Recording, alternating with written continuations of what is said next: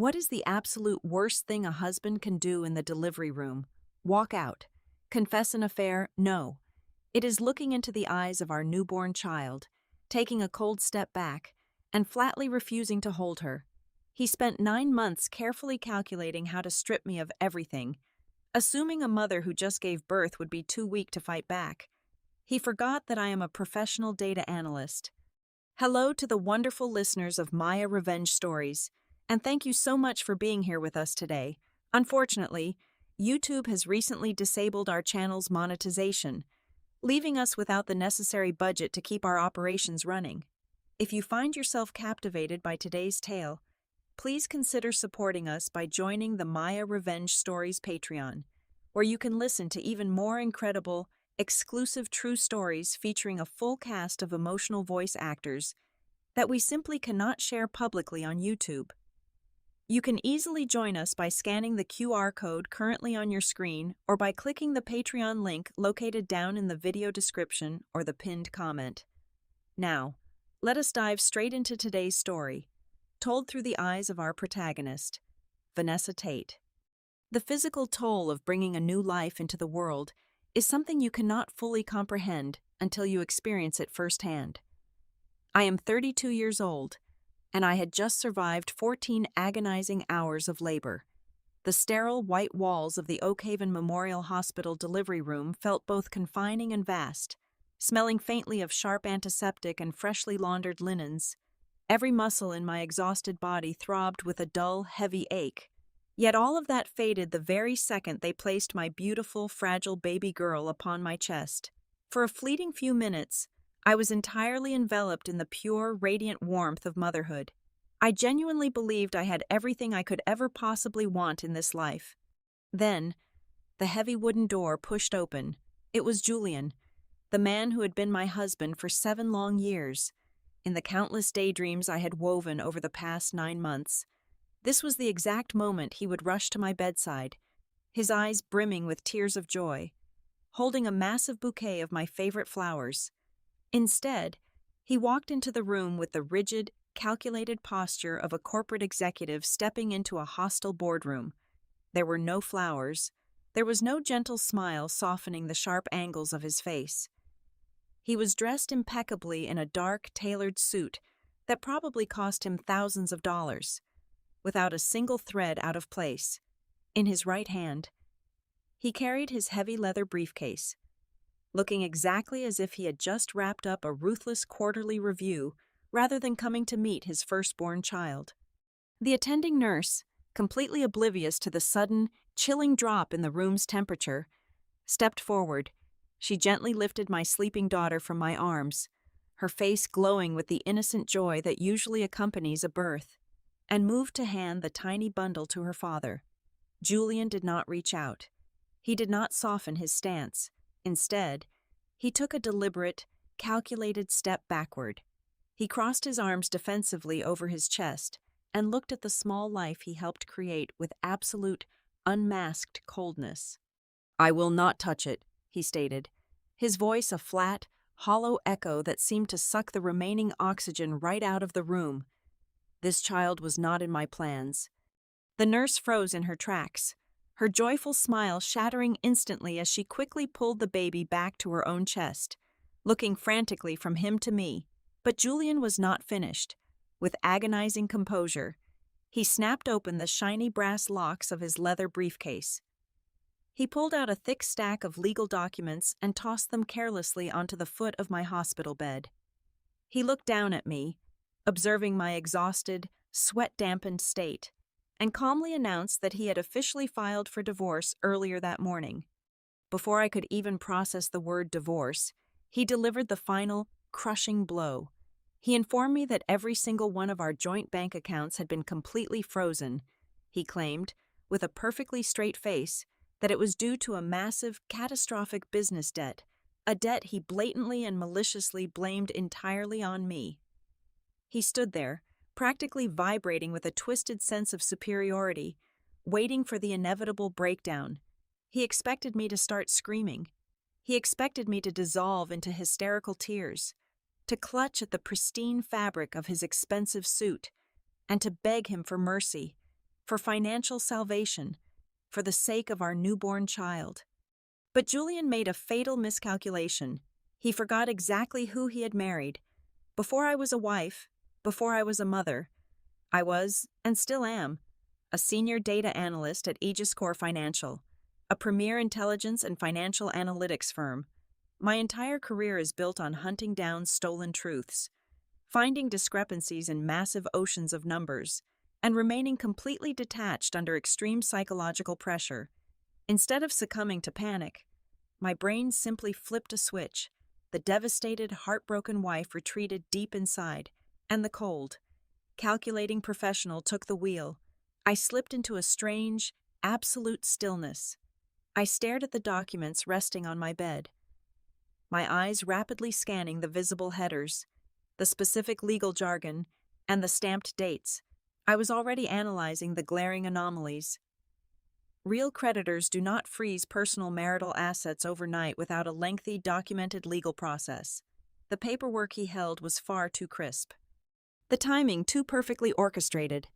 Seeing that he was not going to get the dramatic, ego-feeding breakdown he so desperately craved, a flicker of genuine annoyance crossed Julian's face.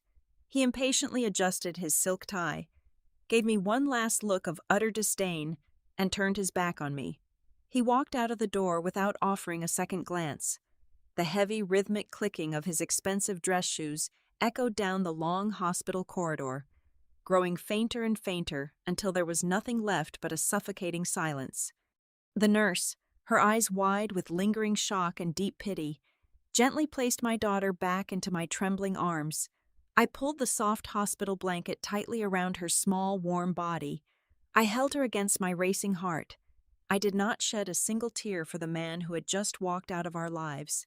Instead, looking down at my perfect daughter, I made a silent, unbreakable promise to myself. I was going to systematically dissect his entire existence, and I would make him pay dearly for every single word he had just spoken. 48 hours after giving birth. I walked through the heavy front door of our downtown apartment. The silence greeting me was oppressive, heavy with the ghosts of a life that had turned out to be a complete illusion. I noticed the empty spaces immediately, like missing teeth in a familiar smile. His vintage watch collection was gone from the illuminated glass display case in the hallway. His custom-crafted golf clubs were missing from the front closet.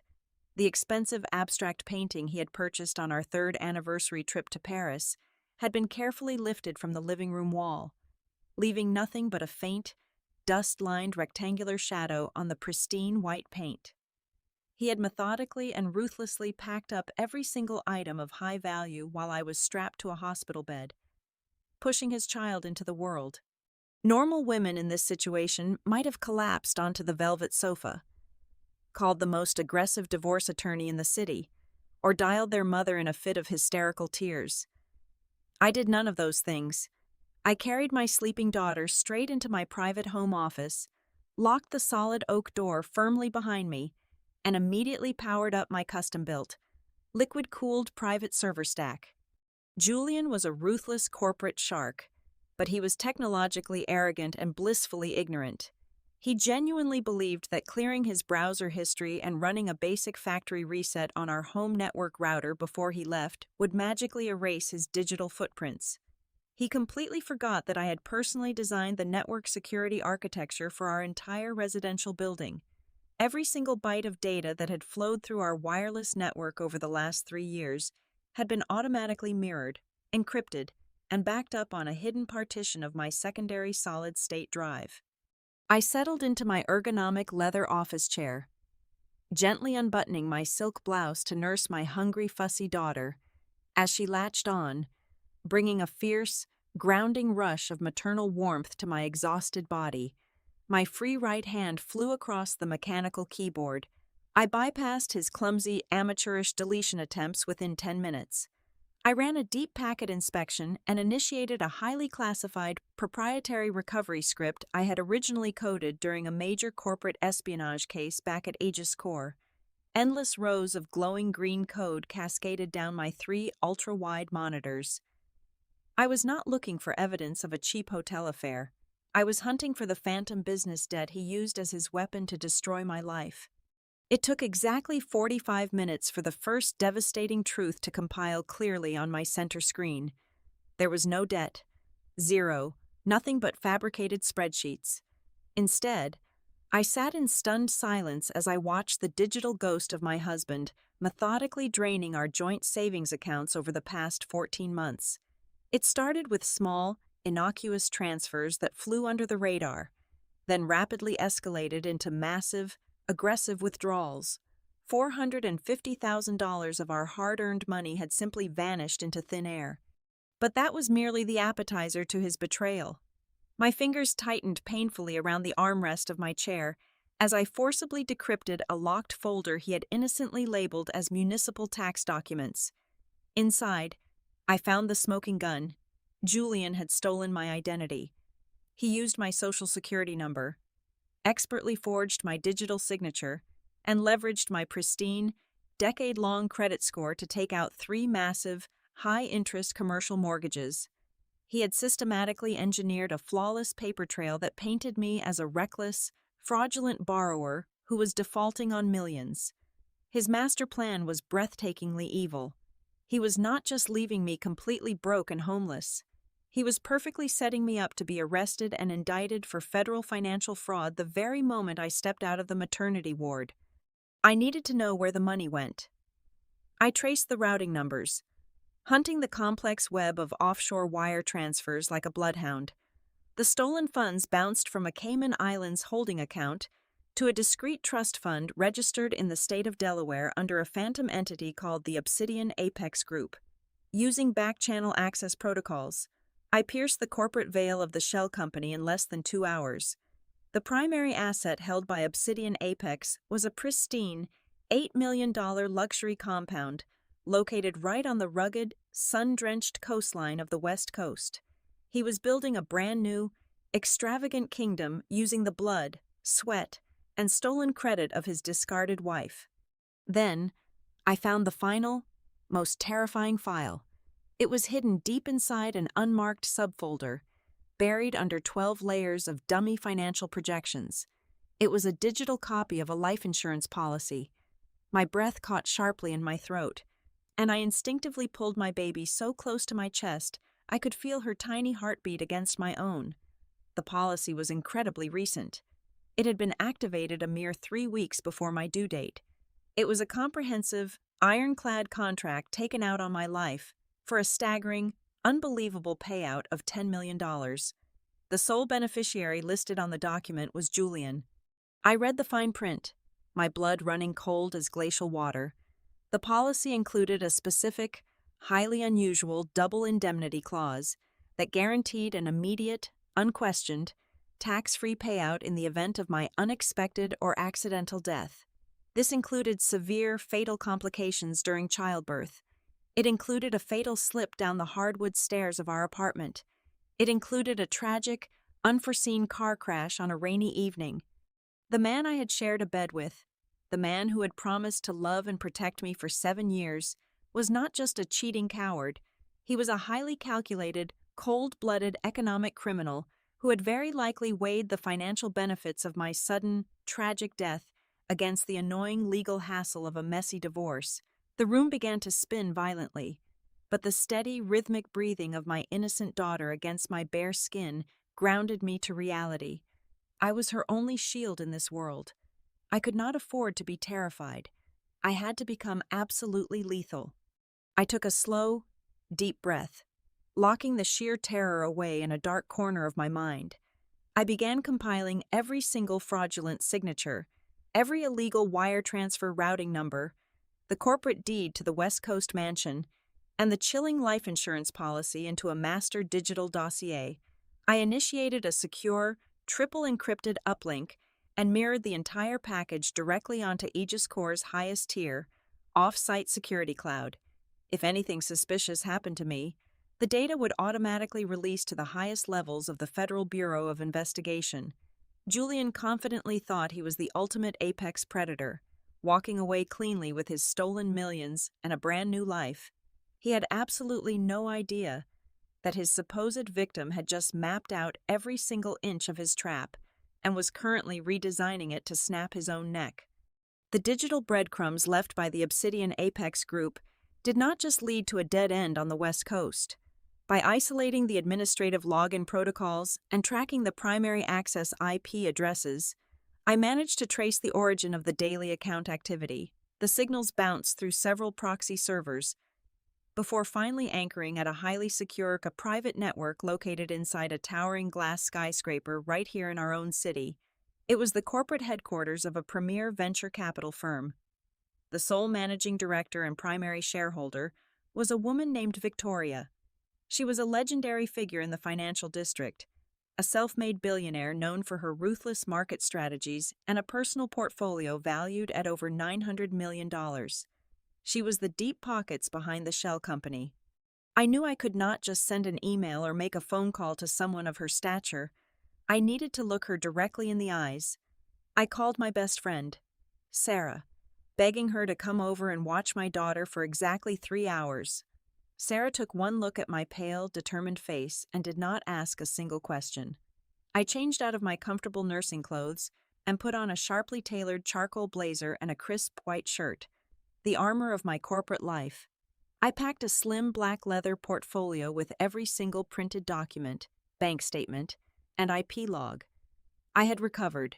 It was a Thursday evening, and I knew from scouring social media that Victoria was scheduled to be the keynote speaker at an exclusive and high-profile charity gala downtown. I drove my sedan through the heavy city traffic, my mind completely clear and focused. I bypassed the main entrance of the Grand Hotel, slipping through the side service doors using an old trick from my intelligence gathering days.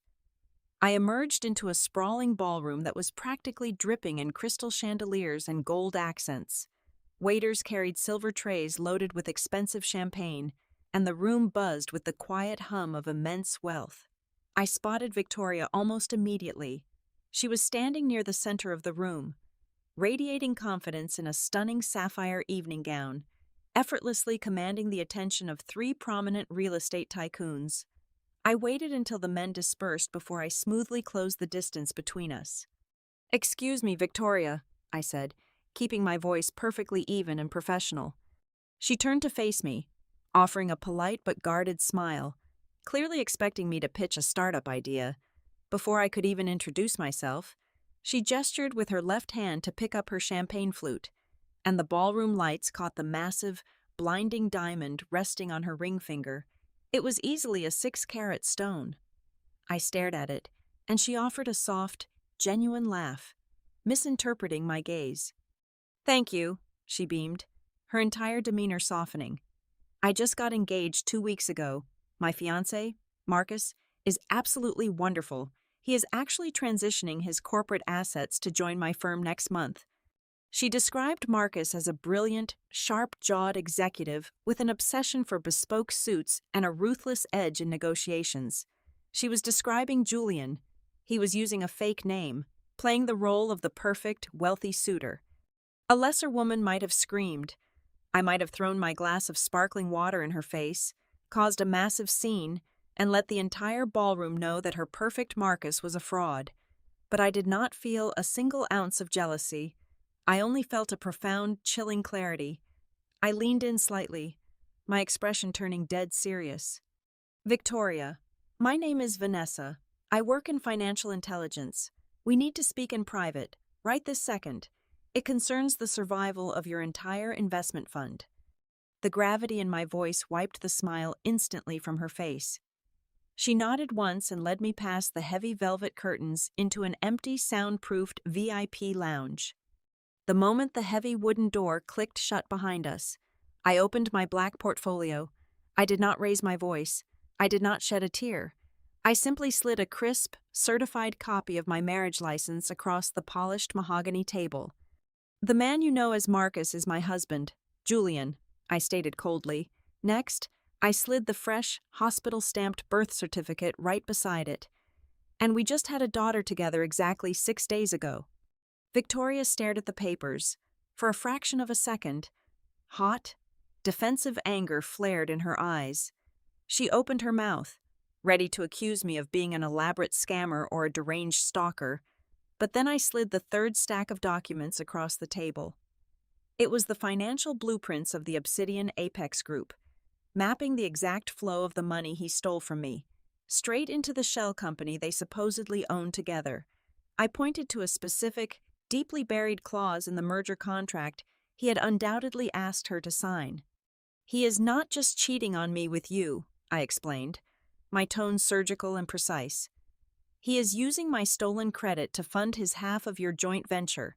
Look at this authorization clause. The moment you sign the final partnership agreement before your wedding, you are legally granting him 100% irrevocable signatory power over your primary investment fund.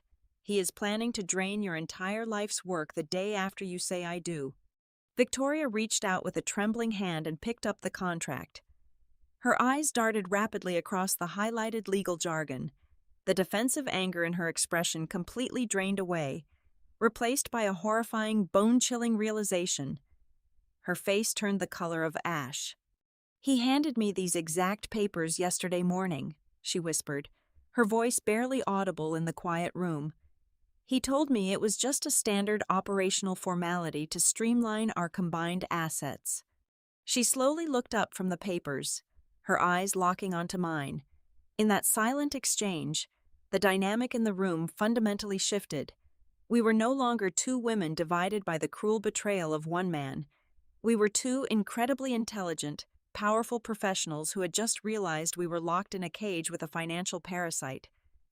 Victoria straightened her posture, the vulnerability vanishing from her face, replaced by the terrifying, cold calculation of a billionaire who was ready to go to war. She reached across the mahogany table and extended her hand. I firmly grasped it. We did not need to debate our next move. We silently agreed that we would not scream, we would not cry, and we absolutely would not tip him off. We were going to let Julian believe he was the smartest man in the world, right up until the exact moment we closed the trap on his neck. The delicate art of a perfect ambush relies entirely on making your target believe they are the exact one pulling the strings. I needed to feed Julian's massive ego until he was completely blind to his surroundings. Exactly 48 hours after my clandestine alliance with Victoria, I sat on the cold hardwood floor of my empty living room, mentally preparing for the performance of my life. I pinched the bridge of my nose, forced my breathing into short, frantic gasps, and dialed his private cell phone number. The phone rang 3 times before he picked up. I did not say hello. Instead, I let out a jagged, desperate sob. I allowed my voice to crack, begging him to tell me what was happening, pleading that our baby needed him and that we had absolutely nothing left to eat. The silence on the other end of the line was thick with his profound self-satisfaction. When he finally spoke, his voice dripped with the smug, arrogant superiority of a man who believed he had just checkmated a grandmaster. "You brought this entirely on yourself, Vanessa," he stated coldly. He did not ask about our newborn daughter. He did not offer a single shred of remorse. Instead, he ruthlessly laid out his twisted, extortionate terms. He told me that his legal team had prepared a comprehensive settlement agreement. The conditions were brutally simple. I had to sign away my legal rights to any marital assets, waive my right to alimony, and officially accept 100% of the legal and financial liability for the 3 massive commercial loans he had fraudulently taken out in my name. In return, he promised he would not press criminal charges against me for the missing funds, graciously offering to leave me and the baby alone to rebuild our ruined lives in peace. I choked back a fake wave of tears, whispering my total submission. I told him he had won. While I was busy playing the thoroughly broken wife, Victoria was executing her role with terrifying, flawless precision. The very next morning, she arranged an intimate, high-profile breakfast with Julian at a luxurious 5-star hotel in the financial district, looking across the table with adoring eyes. She gently touched his hand and told him she could not wait any longer.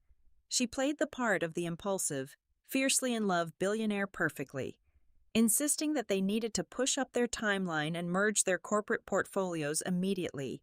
Weeks ahead of their scheduled wedding, Julian, utterly consumed by his proximity to a $900 million empire, eagerly swallowed the bait. Victoria casually slid a thick leather-bound stack of corporate restructuring documents across the pristine white tablecloth. She told him it was just standard authorization paperwork to seamlessly integrate his offshore accounts into her primary venture capital fund. What Julian did not know, and what he was too arrogant to verify, was that those documents had been meticulously drafted the night before by my own aggressive team of corporate litigators. Hidden deep beneath layers of dense, impenetrable legal jargon were highly specific, irrevocable clauses. The moment his pen hit the paper, he unknowingly agreed to surrender complete control of his stolen funds the second they entered her financial ecosystem.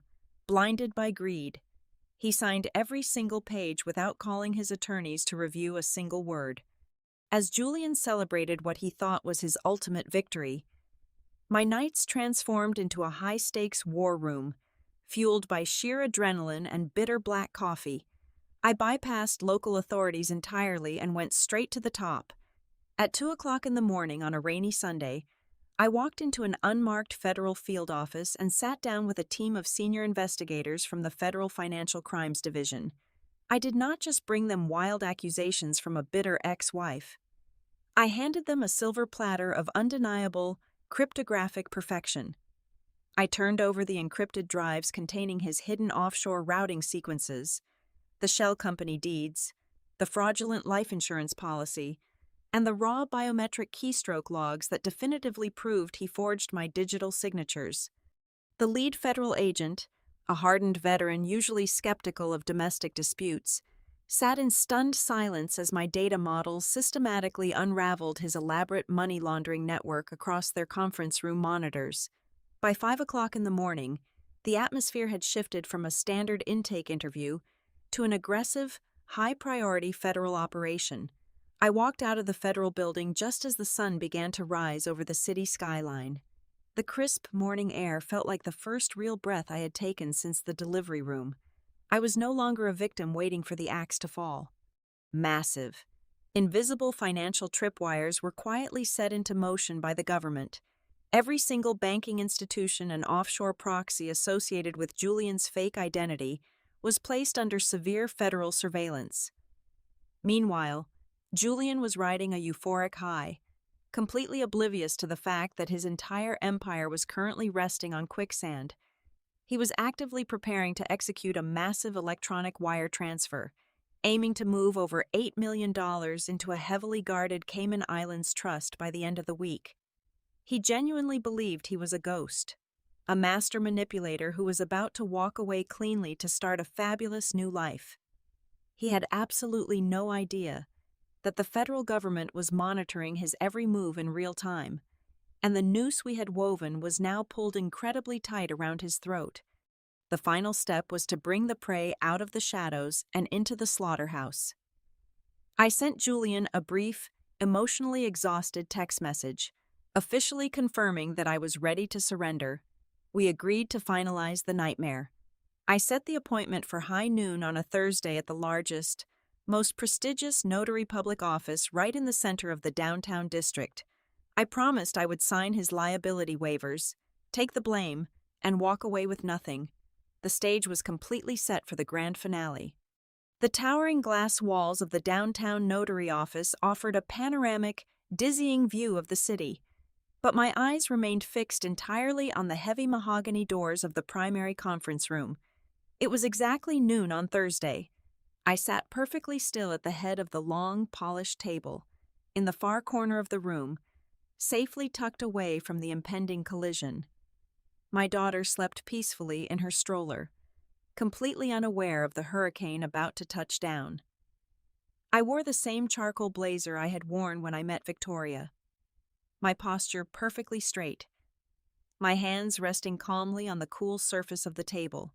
There was no trace of the broken, weeping woman Julian thought he had spoken to on the phone. My tears had dried up days ago, replaced by a cold, crystalline focus. Precisely 3 minutes past noon, the double doors swung open.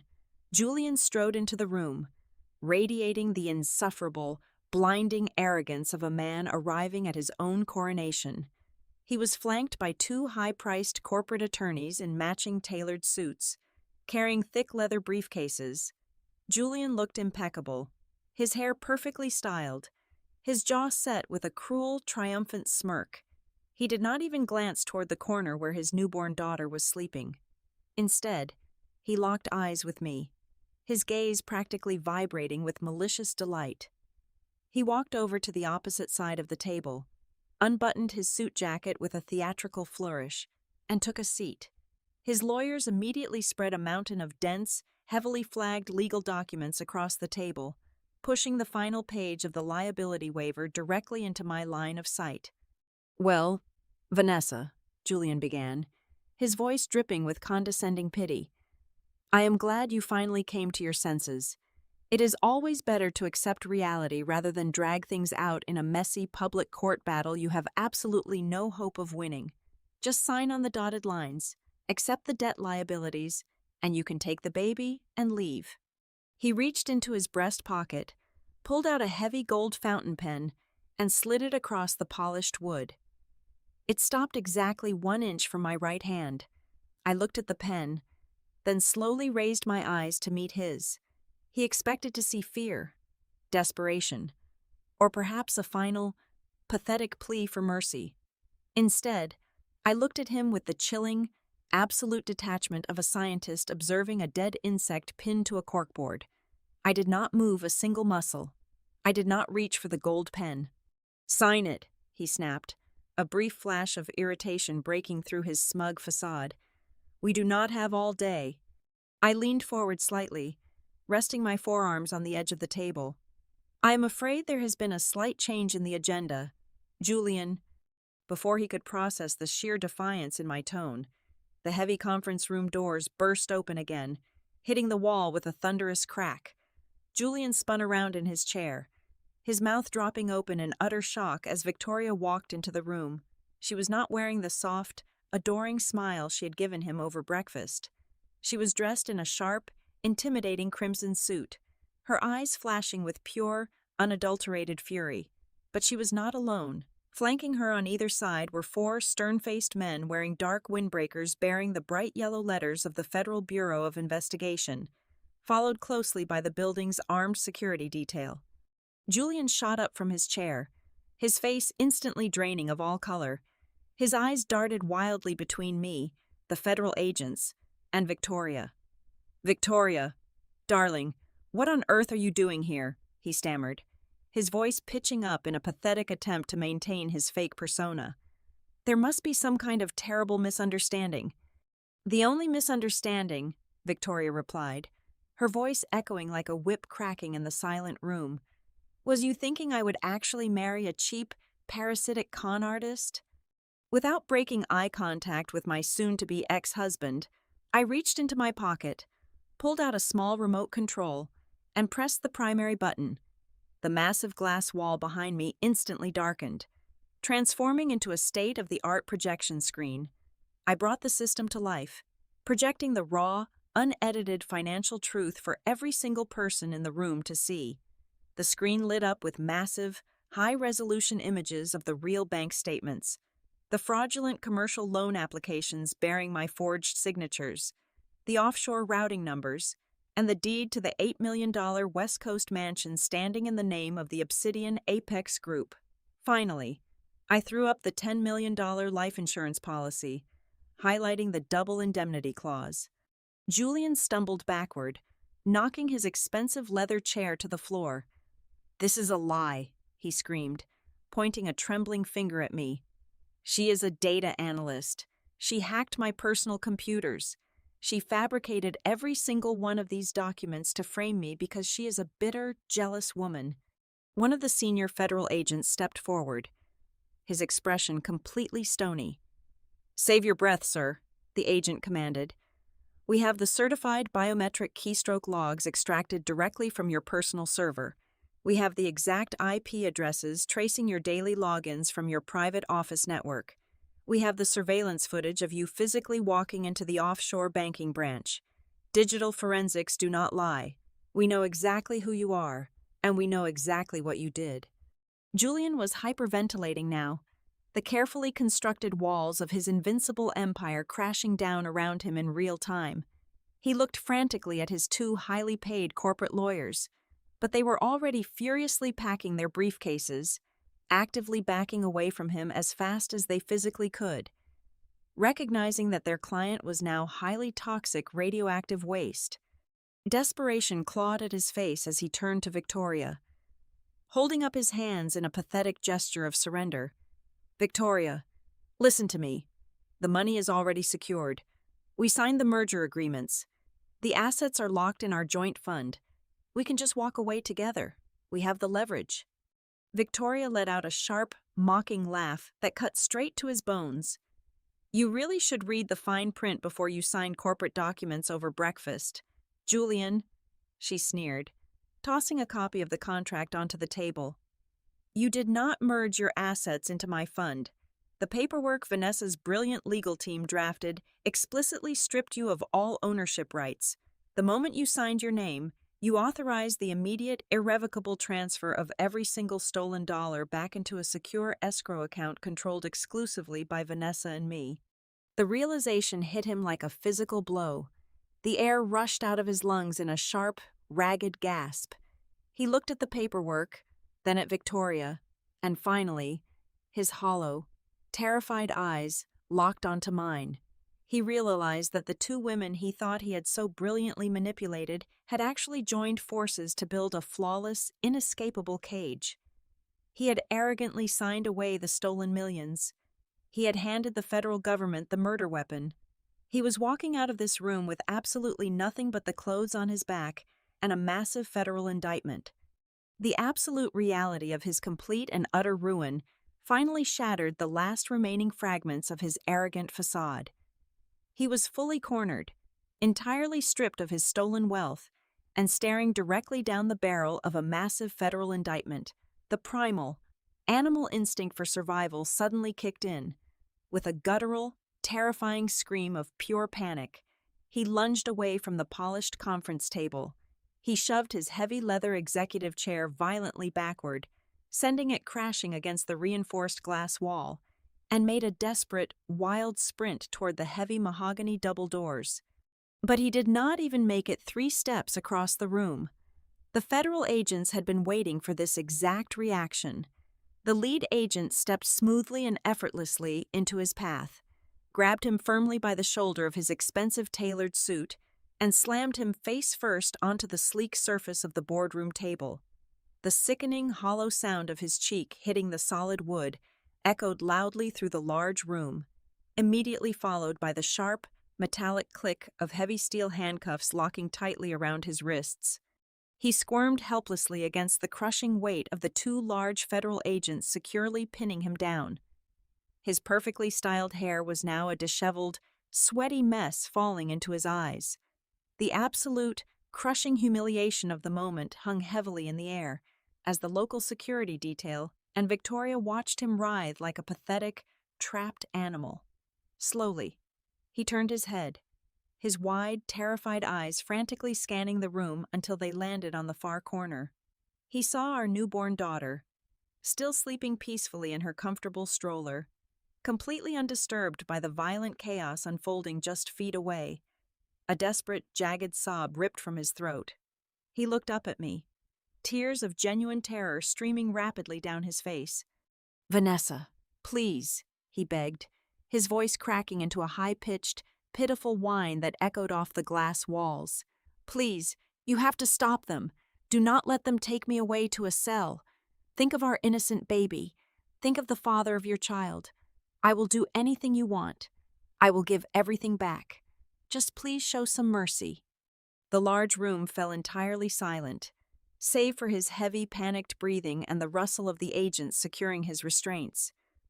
I slowly pushed my chair back and stood up to my full height. I walked calmly around the edge of the long table, my heels clicking softly and rhythmically against the polished hardwood floor. Until I was standing directly over him, I looked down into the terrified eyes of the man who had spent 9 entire months methodically plotting to leave me completely destitute and framing me for millions of dollars in federal fraud. I felt absolutely nothing for him. There was no anger left, no lingering sadness, just the incredibly cold, satisfying finality of true justice.